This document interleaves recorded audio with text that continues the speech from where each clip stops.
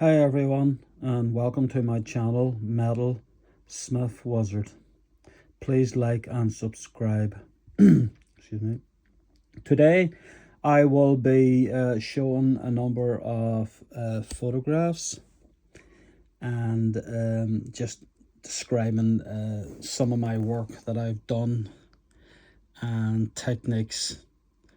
Metal smithing I'll be touching on, and welding, so it's quite a variety of things here. I'm basically making these photographs into a video, so I know you can't post photographs on YouTube, they have to be videos, so I've decided that I will make these into a video.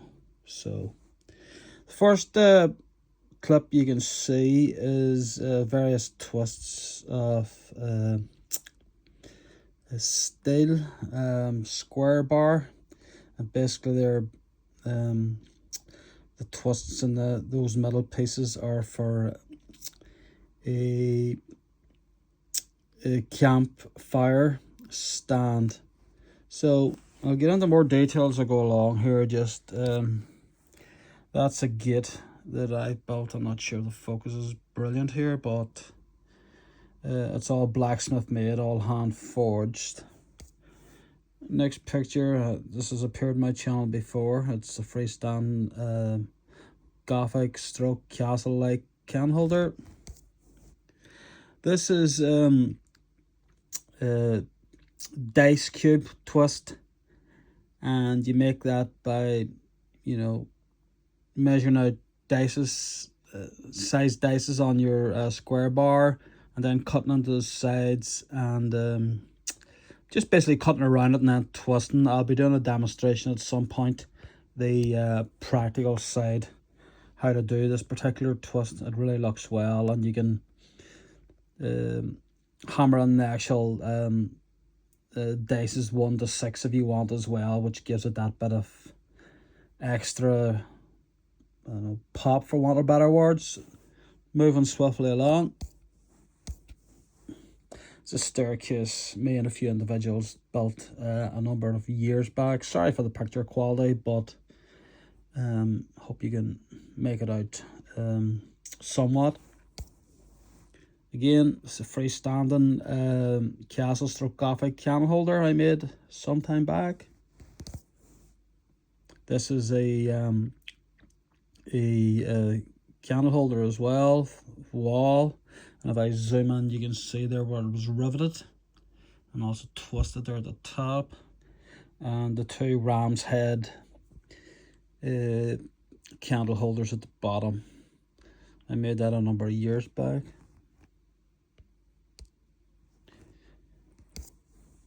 This is another piece I made, coat hanger, and the steel rose just adjacent to the coat hanger, and it's riveted, and quite a nice piece as well. Again, this is stuff that I've made in the past, all hand forged, all blacksmith made. That's a poker that I've made. These are various twists I've done, and starting from left working right, we have the cube twist, then we have the dragon's twist, then we have the dice twist with the open basket twist, and finally on the right we have the pineapple twist.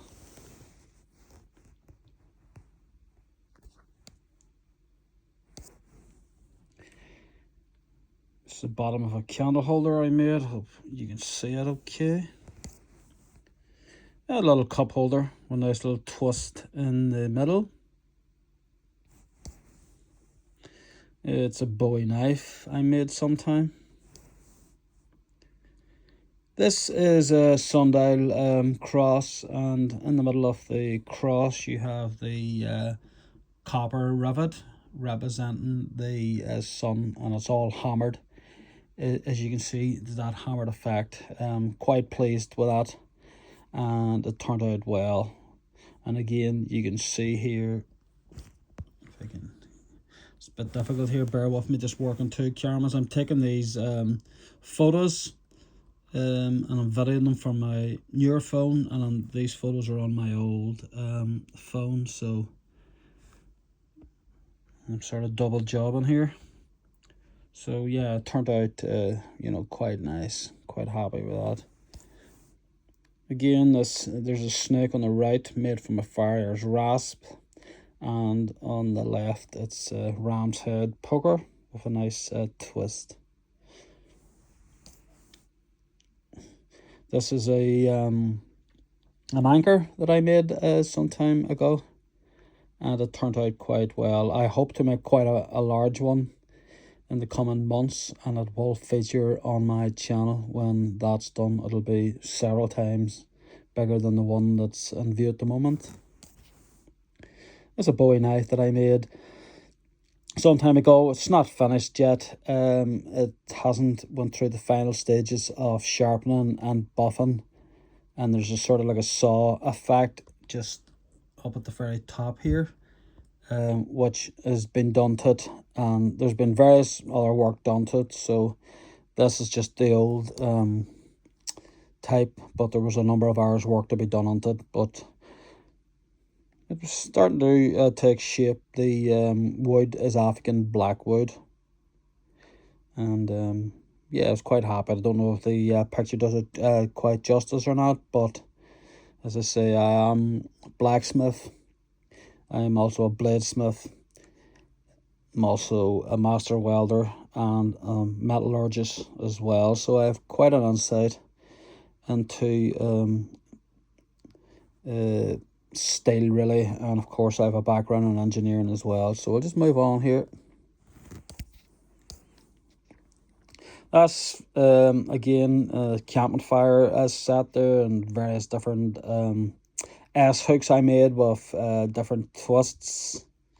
I'll be showing that later in a different video. Just again, those are little candle holders, scarfed in the middle, and a nice little twist. This my camp fire stand that I made. If I can just zoom in here, get the quality, you can see that there's nice twists in it, and it all sits together nicely at the top. That's my forge in the background. Oops. Didn't really want that to happen, but anyway, we'll work with it. That's a 50mm square bar, and I've cut onto the sides of it, and you'll see me twist it now in a moment. And it's a dice twist, and you can see it up to a bright yellow there. Quite a difficult piece to twist. Steel becomes ductile, which means it's pliable. It's easy to work with when it's heated up to extreme temperatures, and that's what you would do in the blacksmithing to work your metal. Okay, moving along. That's me in the process of twisting at the moment. Again, moving on. I had to use quite a big wrench and a pipe for extra leverage. I have a lot of twisting implements as well for different square bars, and they're not as crude as the wrench and the rather large pipe I'm using for leverage. Like, they're more adapt with a twisting square bar. Again, that's the 50mm square bar. That's the top of a campfire set. They all just fit into each other, so it's nice and neat, tidy. It looks well. These are twists that I've done, and as I say, you can different variety. You can do tight twist, looser twist. I'll be showing that in a future date, how to do those twists, and I think they look very decorative. It's a campfire stand.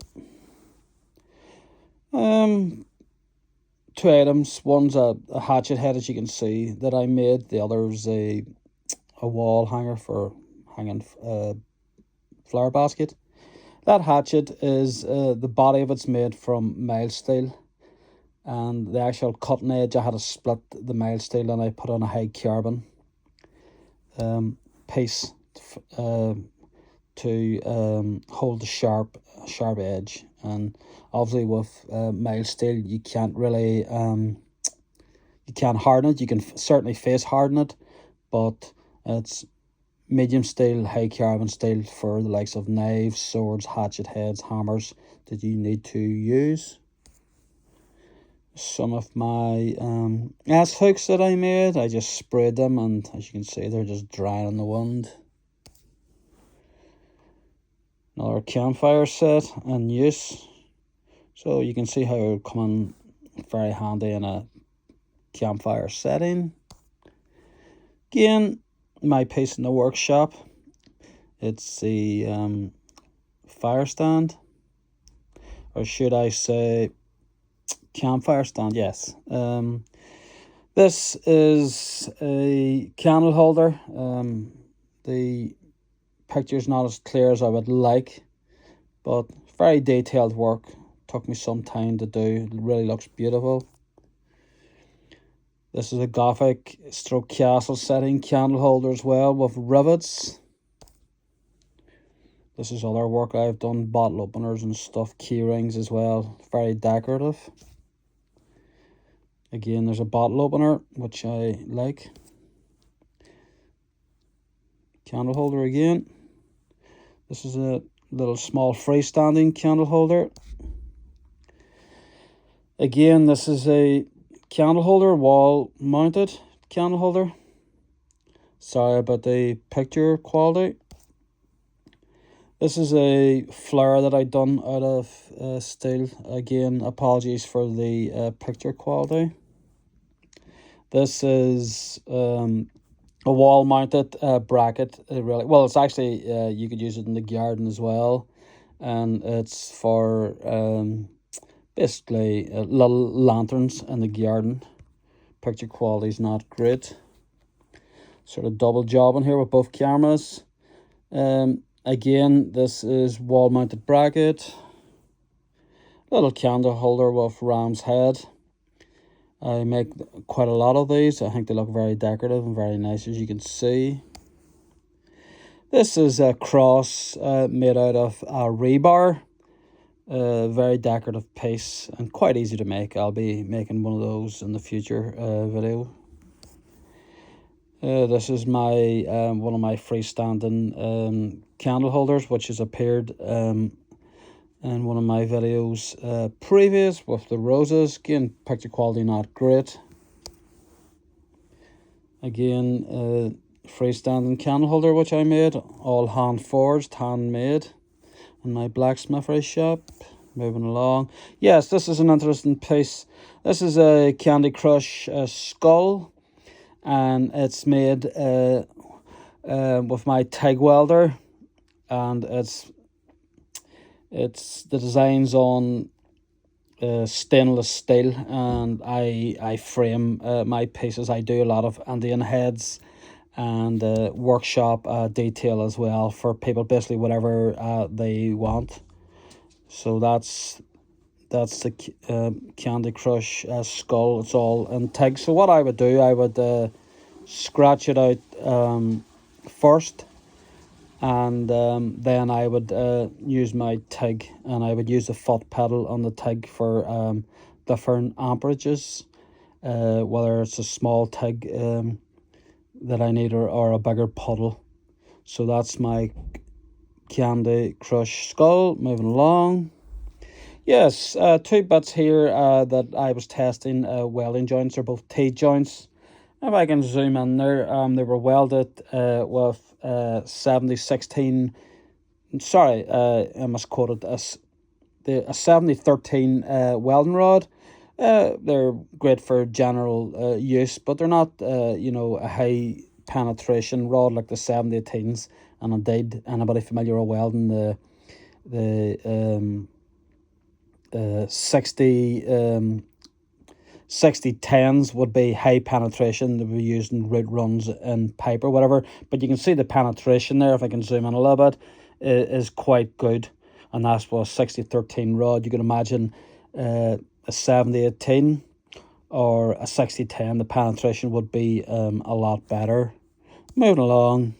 Yeah, I just want to touch on this. This is a blacksmith news. It's a grind test we would use on metal to just test whether it's mild steel, wrought iron, low carbon stroke mild steel, high carbon steel, and it all goes by the color of the sparks, the length of the sparks, and it's quite interesting to know there. And rather reading from what's there, I'm sure you can, that picture's quite clear, make out and read and take on board. It's quite useful information to know. So just move on. Yeah, this is a joint I done. I think it was either a T-joint or a lap joint, but basically I would cut half into my weld, and then I would do, it's called a nick and break test. Then I would break my piece. And as I can just zoom in here, you can see where my finger is. This is the weld, and then below this is the cut where I would cut into it. And basically you're looking for no hole. You don't want to see holes, porosity, and you don't want to see you want to just see a solid piece of metal that's basically ripped apart. And you can see by the picture and the video that this is a very good sound weld. Another way to check your welds is by ultrasound X-ray. And again, you'd use that a lot in ship making, bridge making, obviously spaceships that goes to the moon. And in the near future beyond, you would have basically all the welds would be all X-rayed. That would be fundamental to the building, the welding of the particular spaceship. Moving along. Okay, that's cut out. It was horse head by a plasma cutter of mine, and I just painted it. It turned out well. That's a little snail that I made. It's made from a horse's horseshoe, and I made that in the blacksmith shop. Quite decorative. Looks quite well. This is cast iron horse head that I cast some years ago. It turned out well. I was very happy with the cast. It's a horseshoe that I made, and it's on a I think it's maybe 4 or 5 mil background, steel plate, and it looks well, and hung up on a wall, anywhere really. Turned out well. And I have another one as well done. Just this time I put 2 horseshoes. That's my sundial cross, and this particular one I decided to spray. You can spray them, you can powder coat steel to protect it from the elements. You can wax, heat the metal up and then put wax on it. You can beeswax, sorry, I should have said. Paint, spray. You can clear coat. You can do various effects.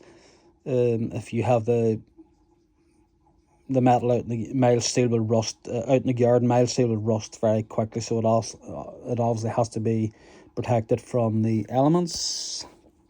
That's again, I've showed this previous in my channel. That's an anchor, a little small decorative ship anchor I've made. Again, that's the same piece. This little rose that I made. Photograph of the workshop. Bowie knife I made sometime, found it in the workshop. It needs to be buffed out and cleaned up and resharpened. I've seen that. I've shown that. Again, work that I've done. This is work by Samuel Geller. I need to just, I'm pretty sure that's this individual's name. He was an American blacksmith, very very famous. And I just noticed I have a low battery that's come up on my phone, and hopefully that will go away soon. So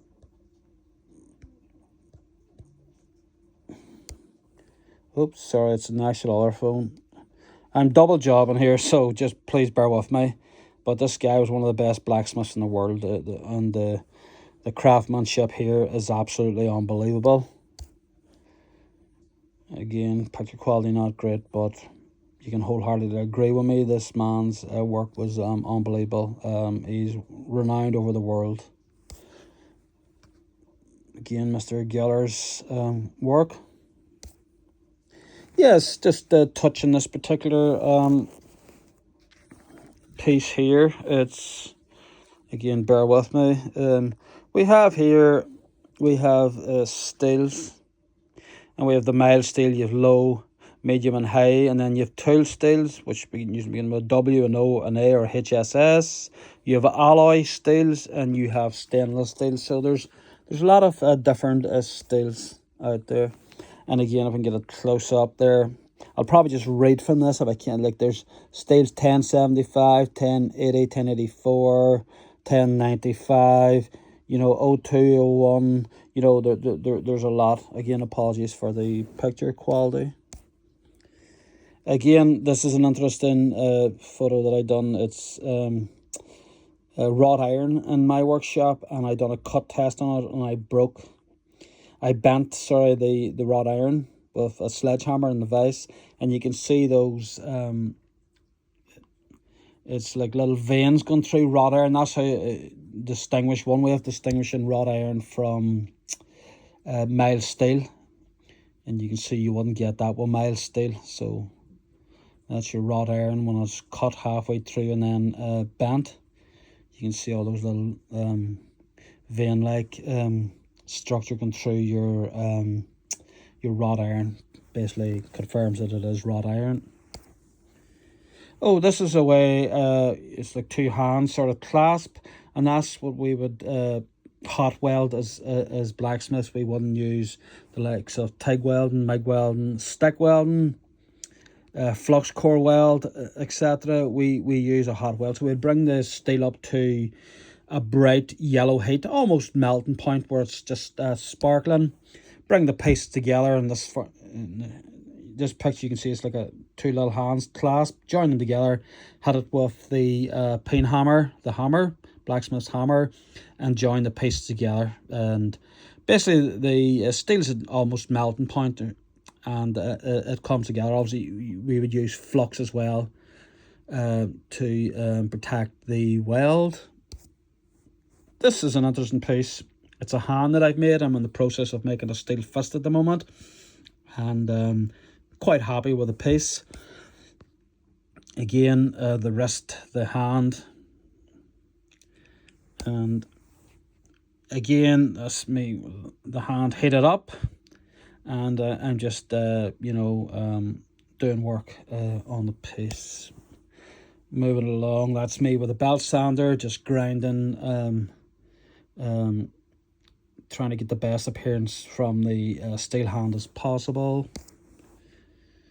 That's me marking on the little grooves and crevices, etc. you would have in a hand to make the hand like the normal appearance of a, what's the word I'm using, as a natural hand, only obviously this hand is made out of steel.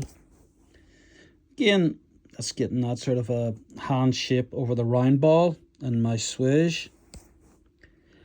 Again, that's my hand. Well, not my hand, sorry, the hand that I'm making.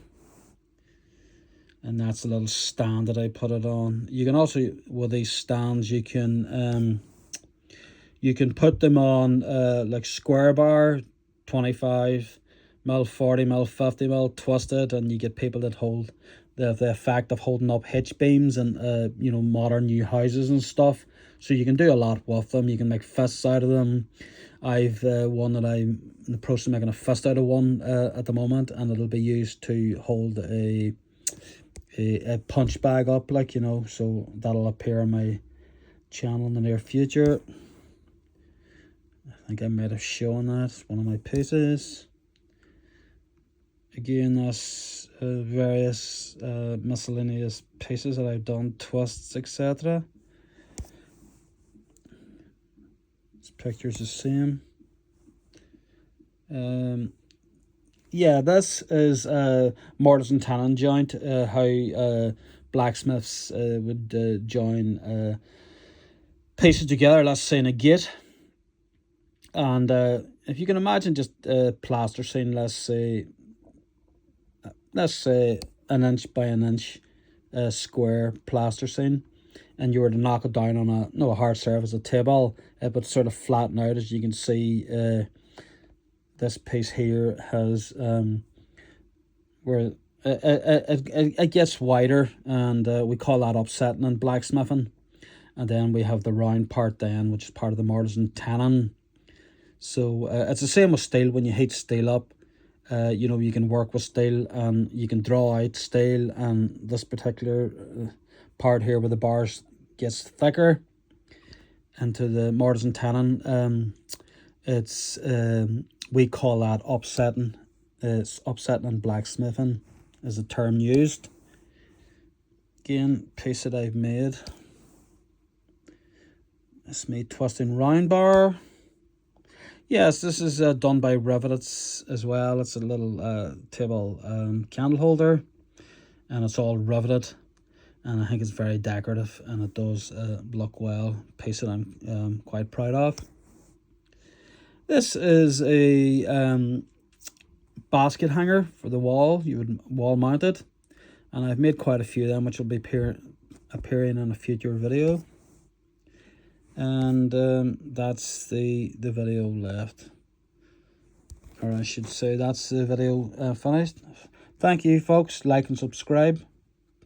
Bye bye.